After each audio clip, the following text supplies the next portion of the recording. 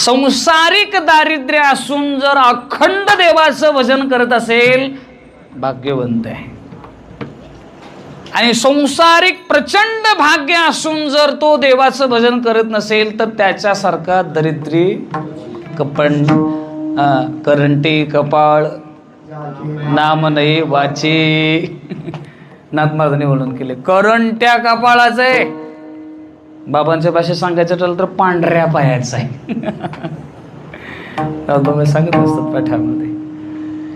सांगण्याचा माझा मुद्दा असा आहे की लौकिक संपत्तीपासून संत महात्मे दूर आहे, पण अलौकिक संपत्तीचा विचार केला तर त्या अलौकिक संपत्तीचं वर्णन करताना तुकोबारे सांगतात आमच्या जीवनामध्ये जी संपत्ती आहे ती कशी आहे, अशी आहे. ऐसी या संपत्ती आम्हा समजा